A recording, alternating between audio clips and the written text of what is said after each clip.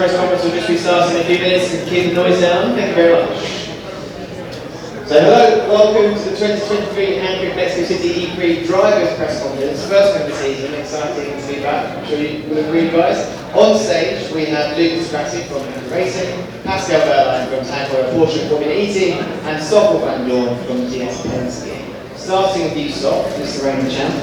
As the championship winner from last season, do you feel a certain degree of pressure or expectation coming into season 9, or does the fact that the new team, new car sort of reduce that a bit? I would say personally, I don't really feel any different. Obviously, I'm very happy to have the championship last year, but everything's a reset this year. There's a new car, I'm with a new team, and there's a lot of unknown things. So it's kind of not as straightforward, let's say, as last year, what to expect from this year. But I'm ambitious, and we had a good test in Valencia, so hopefully we can just translate that into good results. And I think it's kind of normal that there is an expectation from the outside world, because I just won a championship and people will expect me to do well. So I'm just going to try and do that. How's it been settling into the new team and starting building a new relationship with Jen as well? I would say so far it's been really good. The fact even that I can speak the same language as the guys within the team helps a lot to have built that more personal relationship with everyone. But it's definitely it's a tough ask to change the team. You get used to certain working procedures. Get comfortable with the people that you work with, and then suddenly all of that changes. So there's a lot of new relationships that I need to establish, a lot of new procedures that I need to get used to, and especially with Gen 3 coming in, there's so many new things to learn. So we'll see how we go. But so far, I feel like I've settled in quite well. We started off well in Valencia. You're amongst there with the fastest in Valencia. Does that give you any confidence about transferring that pace to the circuits and the calendar this year? Well, there's no guarantee that that's going to be the case here this weekend. We're well aware of that, but I would say it's well positive to be at the front in Valencia. All the cars are there. Everyone is trying to do the best preparation they can for the racing season ahead. So I would still say that it's. It doesn't hurt, obviously, to be at the front of Valencia, but we'll see how we go. The circuits we're going to race on this year, compared to Valencia, they are very different characteristics. So it's not always a given that pace is going to be translated to the other circuits, but it's reasonably high. And now moving on to Pascal. Welcome back to Formula E press conference, first one of the season again. How has it been for you getting up to speed with this season and building the team with Costa and having him as a new co-driver? Well, I would say last couple of months have been quite busy with testing and so on, finding out the secrets of the new car, finding performance and so on. It's great that Antonio is with us. Obviously, he has a lot of experience. He's a super cool guy, and was winning a lot of races and the championship. So great having him. And now we focus and concentrate for this season to do the best possible job. The Heuer Porsche team are hugely competitive and always want to be at the top, fighting for trophies and podiums. Do you think that as one of the drivers that stayed with the team for a few seasons now, there's maybe a little bit of an advantage, or does the new car and all the unknowns change that? Good question. We will see, but for sure it's great, knowing the environment, knowing everyone, and working towards the same goal. So I think that's definitely a positive.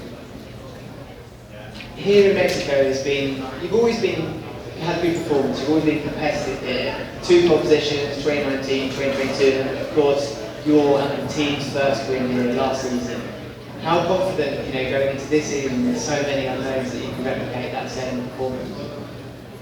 Well, Mexico has always been good for us. At least also always been very competitive from season 5 onwards, when it was my first race here in Mexico. together with Lucas. So yeah, I mean, it's always good coming here. I love the country, I love the fans here. It's amazing, I like the track, but for sure this year is a bit more unknown with the new cars.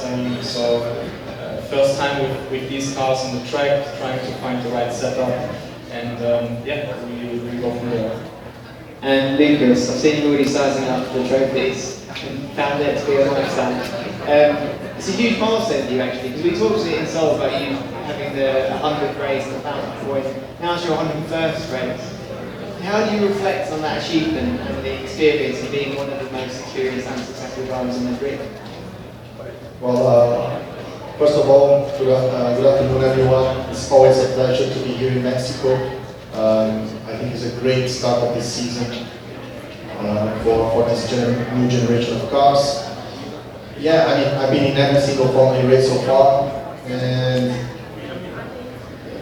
it was the best part of my career. These last 8 seasons or only 10 years with Formula E, so you know, I'm enjoying every minute I'm on the car, driving the level of the drivers and the teams. Now there is, I mean, you can pretty much point at anyone on the grid that could win a race, almost like could win a championship, so the level is super high for both teams and drivers. And I really enjoy this competition, you know, and it's what keeps me going to try to beat the new guys or the younger guys, and yeah, just having fun. And Mexico is a great way to start. A new challenge this year, obviously with the car, a new team as well.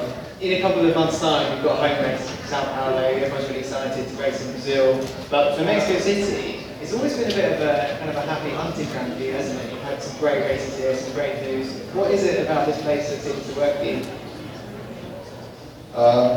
Actually, two of my wins here is because of Pascal. One when he was at Mahindra, we fighting in the last lap, and the other was when he won Puebla but got disqualified because of the tire, which I was sort of one.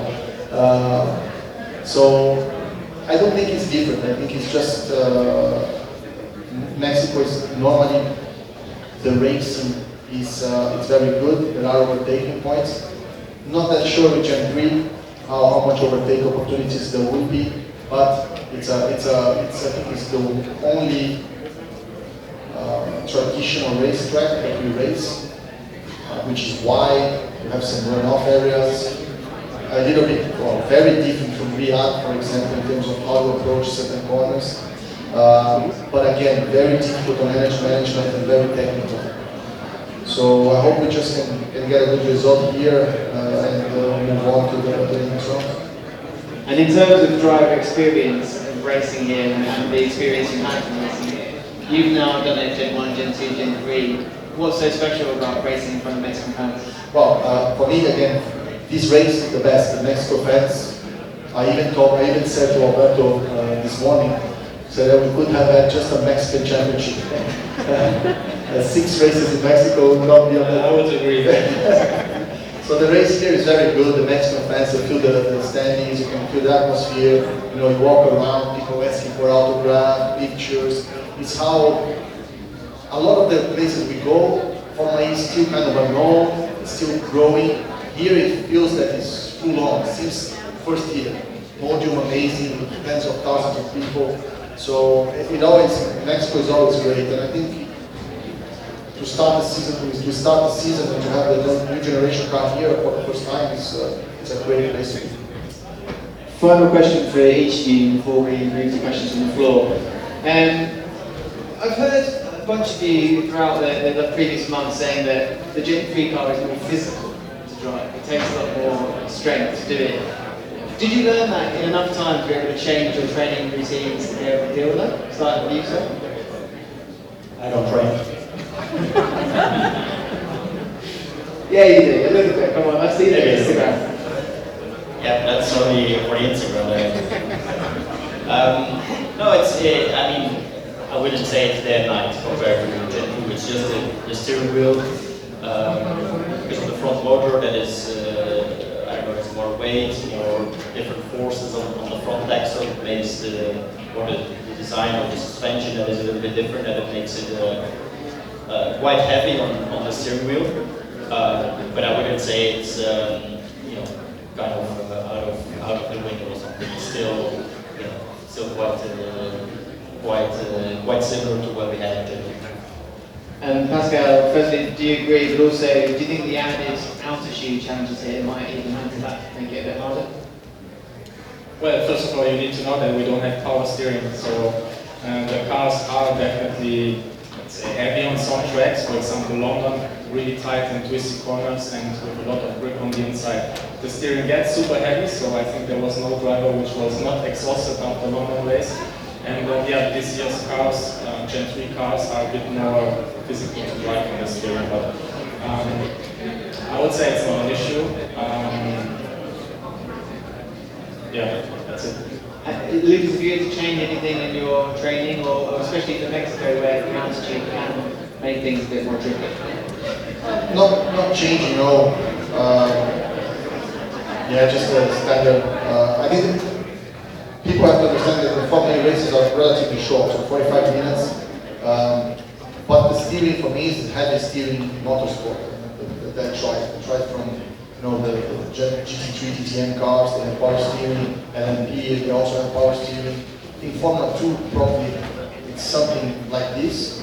Or maybe I never drove any car, maybe the guys can say, but the steering is very heavy. So it is physical, you feel the steering, but again, as far as you don't have any cramps or any, you're not weak that you cannot do what you want in the corner, there is no issue. And I don't think it is. And also we drive very little. We can have half an hour free practice today.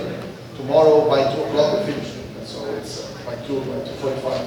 So it's kind of very compressed, very few laps per weekend. So the physical part, Formula E is much more mental than physical, in my opinion.